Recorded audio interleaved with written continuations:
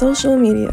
It's everywhere. Social media enables you to communicate and stay up to date with family and friends around the world, find new friends and communities, network with other people who share similar interests or ambitions, join or promote worthwhile causes, and raise awareness on important issues. It's great. The reason why they tend to compare themselves is because they want to be able to look like everybody else. It's our nature to compare.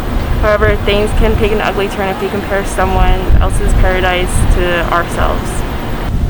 A study by Nobel Prize-winning psychologist Daniel Kahneman revealed that people's tendency to look at social media and see a happiness or some sort of comparison is because of the forcing illusion theory.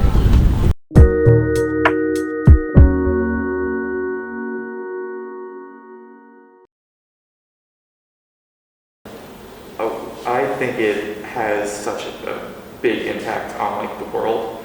I think people are obsessed with it, but like I feel like there's like a healthy obsession and like a an unhealthy obsession, and I feel like that is what kind of like plays into the minds of people. Like, you know, I have to get a million likes on this picture, or like more like 10,000 likes. I have to like show off all my wealth. I have to flex on people, and it's just like it takes the genuineness out of life.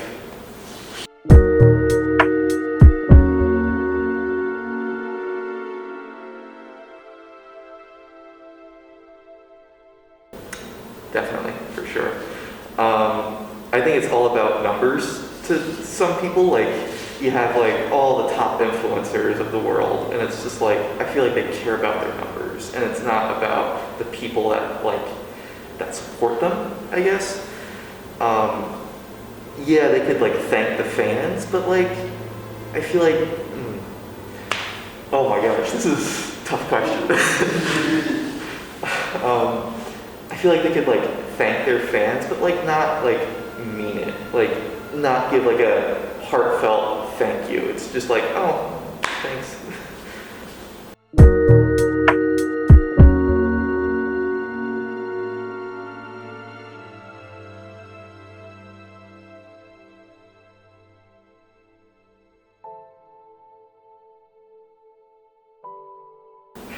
Yeah, I think like they like try and mold their like personality to fit like this online persona that they think is like perfect, and like, oh, I'm living such a fantastic life. I'm in the Bahamas just, you know, swimming with dolphins or whatever. And it's just like, no, that's not it. That's not the point of life. Yeah, it's cool to take pictures and like share them with your friends and post them online, but it's not all about likes and comments and like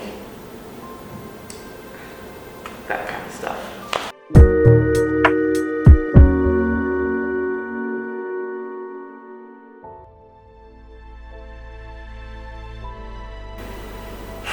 I think it's just kind of like, oh, what's the word? Like, I think they're like paranoid about their personality and like how they appear on social media, because like numbers matter, and it doesn't. It's just, I just don't understand why numbers are just such like a big appeal for people, and like that kind of thing. Like, popularity isn't everything. Like, I think it's just more about being genuine and like showing off your personality through just physical interaction and not like off the internet.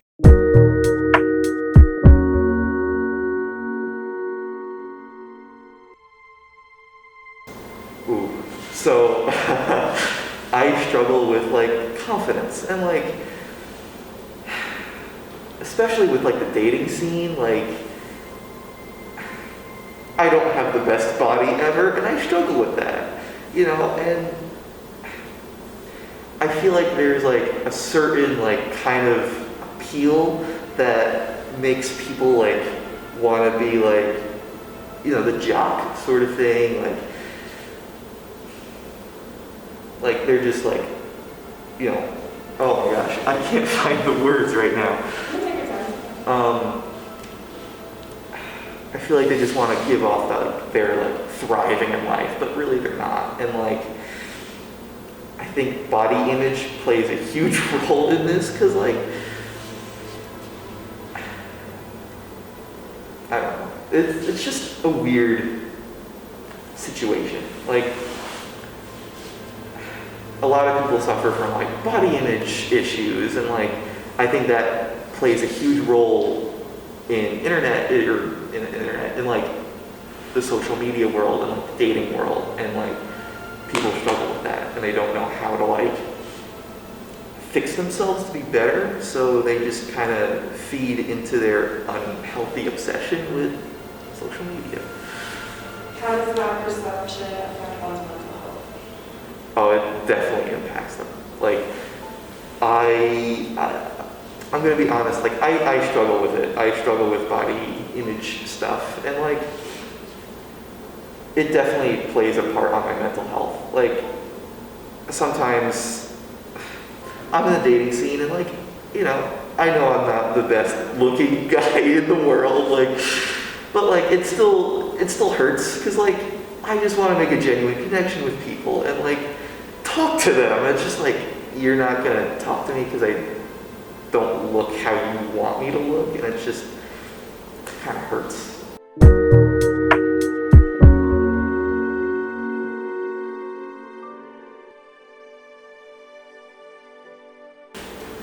I would say to like have a healthy lifestyle is just to like, you know, embrace yourself, like be positive, you know. I know I already said this, but embrace who you are. Don't let those like ideals of like the perfect individual stop you. Just, you know, be you.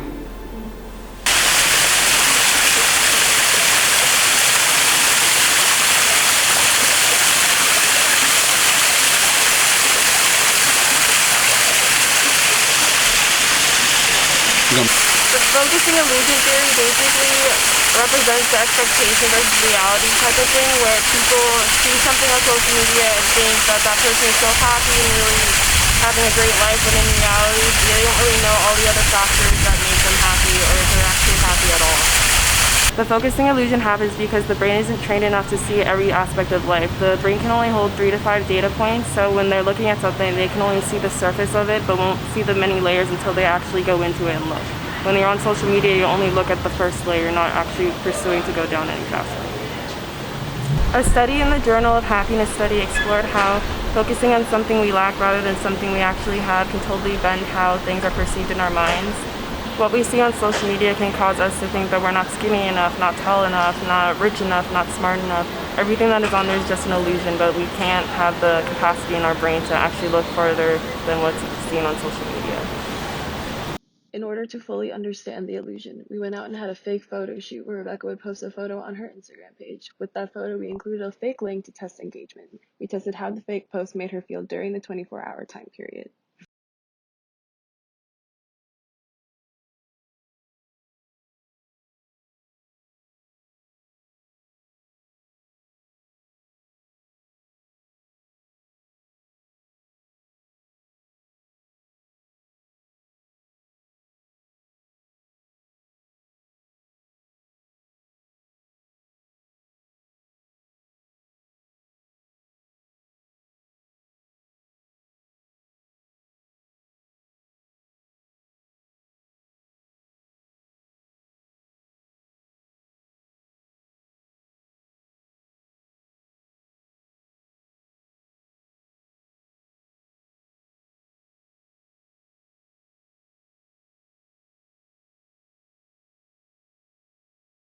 Not gonna lie, like, I'm not really one to edit my pictures. I kind of just put on a filter and call it a day, but I genuinely like went in and went through everything just to like get the shadows out, stuff like just so the pictures, like how the picture that I referenced was like.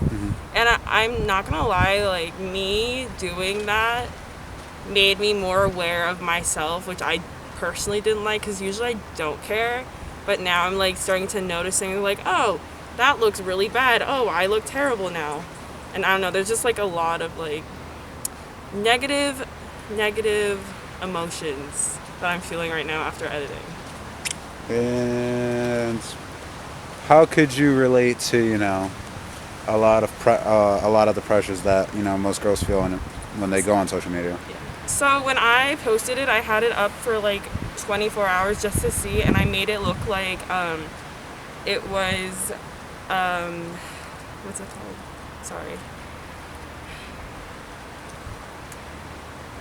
Oh, I made it look like it was a branded post, so this is from an actual like anime shop, so I was like, oh, code to this, link to this, and I made like a thing where like you can press the link, but it's not actually a link, it's just like a button of yes or no.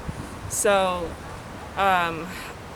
doing that and then like just leaving it up there was kind of nerve-wracking for me, because like if nobody cared or if nobody wanted anything, I feel like that would make me be like, oh, this was like worth nothing. I feel like doing that kind of made me see what people online actually do in real life, because there's a lot of people that I follow, especially who do branded posts and stuff like that, and they get millions of clicks, and it's just like, obviously I'm not going to get those millions of clicks, but I felt like a lot of pressure to have clicks, because even though it wasn't real, in the back of my mind I was like, if this was real, I probably wouldn't have gotten a lot of moolah that people get, I definitely can see where people have this low confidence and have this body image, because when I was posting it and I left it there, I would like go back and just like look at myself and I'm like, oh, I hate it. When in reality, it's like not even the purpose of it. Like social media should just be something fun that you post like anything you want. It shouldn't be this whole thing where like you're going into it hoping that you get a certain amount of likes, clicks, comments or stuff like that. And I felt like I was paying more attention to that for the purpose of like this whole documentary than I normally would. And definitely like I'm taking a break from social media now, because I don't think me obsessing over that was a good thing. And I can't imagine how like people who do this as a job, or like my younger sister who loves Instagram, posts like crazy stuff for Instagram, how she feels inside really. So in a 2014 study from the Journal of Social and Clinical Psychology, researchers found that the more time people spend on social media, the more depressed they become. I get so upset when I see my niece, who's, God, this is horrible, I don't know, 7 or 8, making TikToks of people she sees like Addison Rae and Charlie D'Amelio. And I know in my head that they're all the same body. And I worry because she's not seeing diversity. She's not seeing diverse bodies. She's not seeing diverse content. And it's just starting a narrative of, not really creativity, of people being the same, people looking the same. And that's so damaging. And I think sometimes we like to get caught up in the narrative that social media is bringing this plague of all these things, of body image and of mental health, but you look back and there were the cool things. Still, there were the cool things. There's the right body shape. Body shapes, what's ideal has changed throughout history. It changes every 10 years. If you look at history, being like kind of a culture historian myself, these things have been around. Nothing's new under the sun, as my grandpa quotes from the American Indians of the Valley here. Nothing's quite new. I think it's definitely just another way to weaponize it, to make people feel like they have to fit a mold. But this one, you don't go home to your family and, feel at home, feel at peace, maybe from school or work or college or wherever that pressure was coming from, to look like someone, to act like someone, to think like someone, to dress like someone. Now it's right at your phone. So you leave this stressful environment that you might be all day, and you go to your phone and you still see the same messages. And I think that is something so challenging for this next generation to grow up with, even more than myself, getting a phone at maybe 7th grade. Instagram really just taking its footing. It's really kind of cringy to look at posts, but this generation's really growing up the same thing that we're feeling now. They're learning to post, they're learning to do what's cool, and they're learning to perform like everyone else. And it scares the piss out of me, quite frankly, to think that these children are going to be subject to that. But I do think that there are, as I'm saying, that there aren't diverse, figureheads and leaders on social media. I see the same 5 white girls who are rail thin. That's damaging. That's scary. But I think that social media has helped the youth see different people. There are many trans children that have had platforms that you could have never dreamed of, especially in a small town. I live in Old Forge.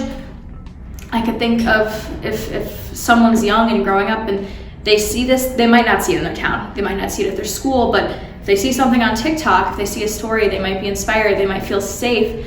There are stories of the LGBTQ plus community that children might not have access to if they didn't have platforms like this. So it's definitely educational, and there are definitely ways to reach other narratives that make people feel safe. Like a community exists that might not exist in their own backyard. But then there's also just the same people in the forefront that there have been for years. The trend of body, just not diverse skin color. And I think that that's never gonna go away. I think social media is just more, again, like that big brother on you. Like, this is the idea of what is normal. And this is what you will see the second you go to a main page or a popular page. But again, while that negative narrative is running in the background, there's the narrative of, hey, I don't see this in my small town, and I don't know about this, and I'm learning more from these content creators from, who knows, California, I don't know, Massachusetts, like all across the country and then all across the world. There are access to stories that they might not have seen anywhere else. So I think it's both scary and invigorating to know that children now have access to different types of stories of people, and it's scary to know that we're still living in a time where there's lack of diversity, body shape, color, skin, interest, and that scares me, and I know that that's going to be tough for them. I think as a person who owns a business and uses social media to advance that business, it's more important to me than I think it is to some other people, just because there's money attached to it, and there's a lot of pressure from myself to create content that, again, could help me grow as a business and not necessarily as a person. Do you like my eyes over here or no?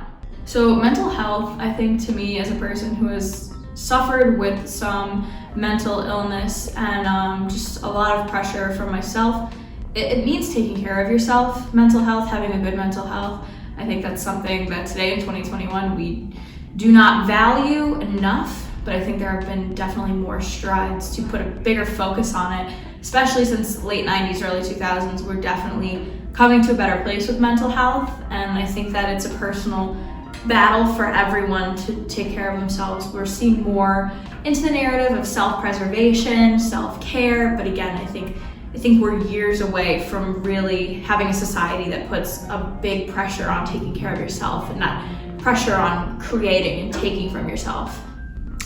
Does social media affect you at any point in time with your mental health? I think social media affected myself and my mental health the most in high school, traditionally. I suffer now from not being able to live life freely without creating content. Like, I'll go on family vacations with my family and be worried about taking a shot of myself in a bikini and then have my family take it several thousand times in front of the rest of my extended family. And I feel like a bimbo, but if I didn't get that shot, I might wonder why I didn't. Am I uncomfortable with my body? Am I uncomfortable with the way I look? Why am I not creating this content? People are seeing that I'm at the beach. I think that I've struggled with knowing what's expected of me from something that's not even a real institution, or it's nothing. Yet it's had such an effect on the way I live my life. I won't say it's had as much of an effect on body image because I have a relatively positive body image, and I think social media can distort that when you see people that might be thinner than you, might be more athletic than you. I have taken it into my own control. I've used mute, I've unfollowed people, and it's not out of a bad place. It's out of a place of self-care and self-preservation, and I think I've used these tools that actually just became available on social media, especially on Instagram, I would say in the less recent past, to be able to mute someone, to appreciate their content, but say, hey, this isn't good for my mental health. I think I've actively tried to think about myself when I'm interacting on social media, because now that we're older and social media has been around more, like we're sort of the generation that didn't grow up with the beginning of social media, but now we're in the part where there's marketing and there's campaigns and there's people and there's promotions and there's sponsorships, and we're really living our entire life navigating through it. I feel like I'm finally getting good at saving myself from it and using it for what it's intended to be. But yeah, I still struggle with some instances of body image, with some instances of not being able to enjoy my life because content creation's in the way. And I think that takes a toll on your mental health when you're wondering, like, am I doing this for me? Am I on a vacation with my parents to take photos the entire time? For what? I'm not paid.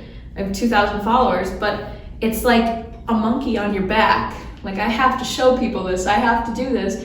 And what is that doing to your mental health? It feels like it's a job, like you have another responsibility.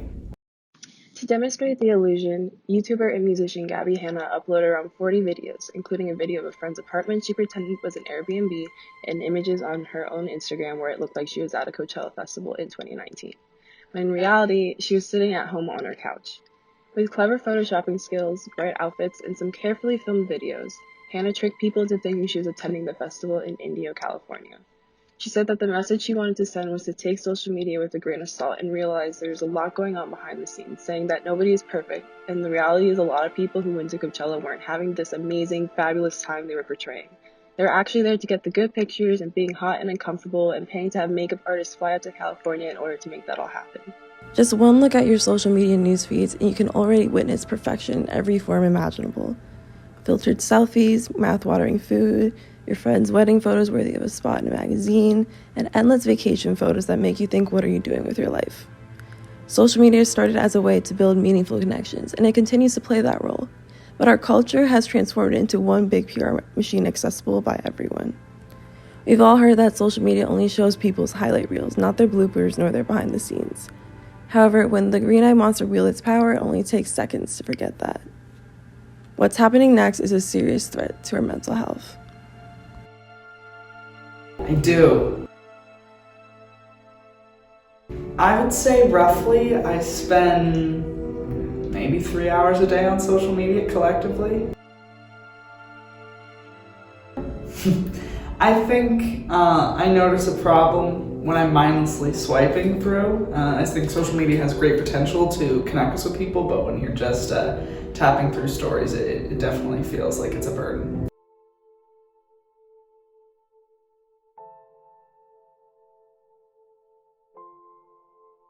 Well, I think it certainly has the potential for a positive effect, but I'd say the pervading truth would probably be a negative effect.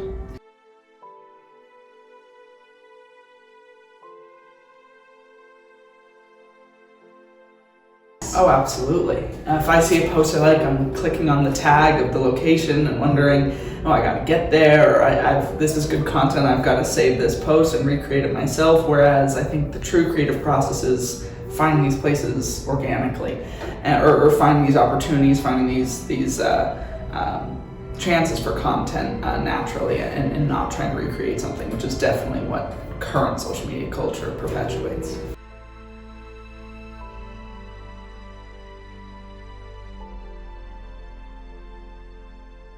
The conversation is shifting from a very broad vantage, and I think we're going to see social media start to get a little bit more casual again, as it should. I mean, we're curating images and we're editing and we're making sure it looks good on the feed, which I enjoy because that in itself is art.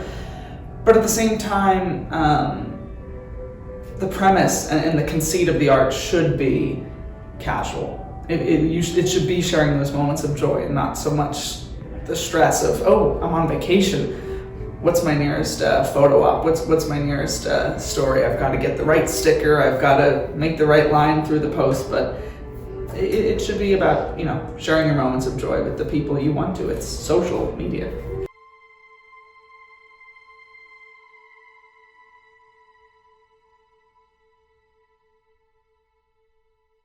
I think it would be very, very, how shall I say, immature of myself not to think so. In fact, I think that would probably be the rule, not the exception.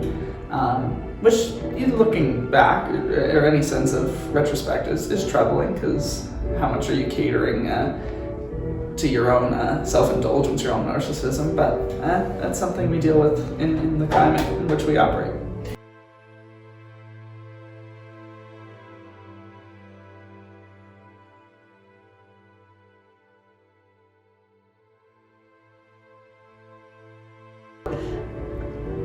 I can honestly say largely no, which I think is great, and that's another case where I think I'm an exception, not the rule. However, I will say you notice it in interaction with your content. If you see a dip in likes, which can be something as simple as something societally or even locally taking away people from their platforms or accessing that, if you see a dip in likes or interaction or comments, your first thought is, oh, well, what about this picture did I like that nobody else is? And then that's a really dumb place to be. So self-image can definitely be diminished there when you think you have a great shot or a great piece of content and people aren't reacting to it the same way you are.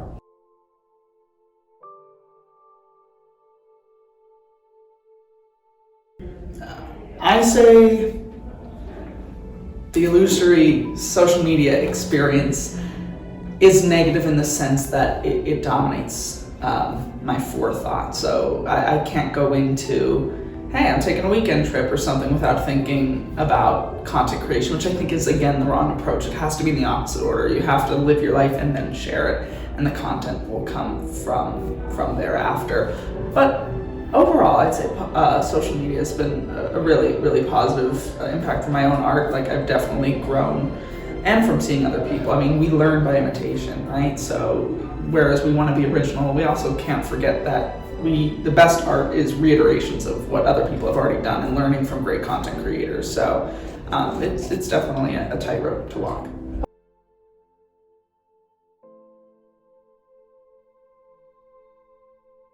It really begs the question, is this for me or is this for everybody else? Because I think the initial reaction is, oh, this is for everybody else, but in some weird, out of the ordinary way, it's for yourself, for everybody else, back to yourself again, because you yourself want everyone to see what you are doing, if that makes any sense at all. And it's this weird, bizarre and amorphous cyclical nature of social media. But yeah, I definitely feel as though that has never been a concern in years prior. Social media has definitely created this problem.